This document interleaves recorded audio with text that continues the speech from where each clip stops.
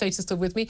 Let's find out what is going to be happening or could happen in the days, weeks ahead from angry farmers, understandably incredibly angry about the imposition of inheritance tax on their estates as a battle rages about, well, whether it's actually going to affect an awful lot of farms or very few farms. The government says very few, but most seem to say actually it's a huge number of farms. Anything over 1 million is pretty much all farms.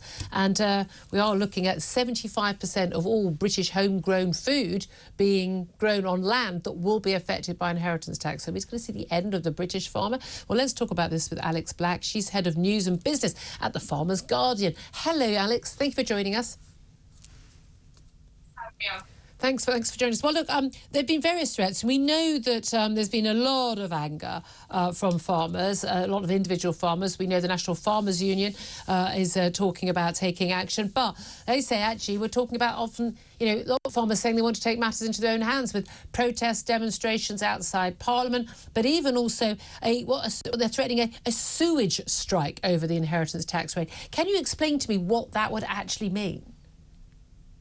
Well, yeah, there's been a lot of anger. I think far more anger than the government were expecting over this. It's been a lot of things. Like you say, the NFU are hosting a mass lobby down at Parliament on the 19th of November. There's talks about protests to kind of go alongside that and separate to it as well. There's been talks about strikes as well. What exactly I suppose that would look like is up for debate still. But people always talk about sort of pouring milk away, etc. Yeah. But I think there's just a lot of anger and people are wanting to take some direct action. Well, you did. I mean, the sewage strike, from what I can understand, is farmers threatening to stop spreading sludge on their land in protest. You think, well, why would you stop doing that? Why would that be useful for you? But it turns out that I hadn't realised this, that biosolids, commonly known as sewage sludge, I'm learning loads of things, it's like watching Clarkson's Farm, isn't it? Or what remains of human waste after the liquids have been removed. And they are a very good fertiliser, and every year farmers in the UK take about 3.5 million tonnes of sewage sludge from water treatment plants. They put it on agricultural land, we drive past it and it smells awful, no doubt. But it's mutually beneficial. The sewage processors, don't have to try and dispose of it elsewhere. But they're saying, basically, we'll stop taking it, and that will cause a large amount of chaos, we're told.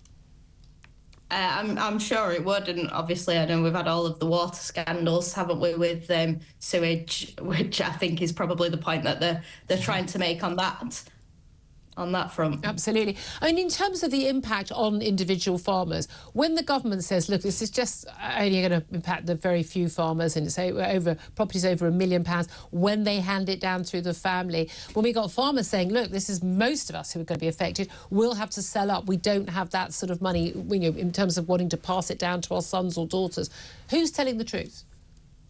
Well, yeah, the message from industry is that the Treasury have got the figures wrong on this. There seems to also be a discrepancy between how many farms the Treasury thinks it's going to affect and how many farms that DEFRA think it's going to affect as well. So, yeah, the industry, the NFU, the Country Land and Business Association are all certain that the Treasury figures are wrong, and it is going to impact your ordinary family farmers who Rachel Reeves was quite keen to say that it would not. Yeah, indeed. It's not unusual, should we say, for the Treasury to get their figures wrong. That's certainly for sure. Alex Black, thank you for joining us. Yeah, she's the Farmers Guardian. Tom Slater, a lot of us don't really think about farmers from one year to the next, which is a big problem. I think we should a lot more about where our food actually comes from. But I think the Rachel Reeves and Keir Starmer may have picked on the wrong people here. No, absolutely. You don't want to get on the wrong side of people who operate heavy machinery or, take care of the human sewage. Yeah, I mean, I don't know. You might be able to find that out to their cost. Yeah, again, and I was saying yesterday, I do think that, Jeremy Clarkson has shown us with his series, The Farm, actually, and if you haven't watched it, it's such a great series, but actually how hand-to-mouth so many farmers do actually live, and the idea that, we can hand on the inheritance is not a problem, it's going to have a real impact on us. Tom, thank you very much, Steve, for joining us.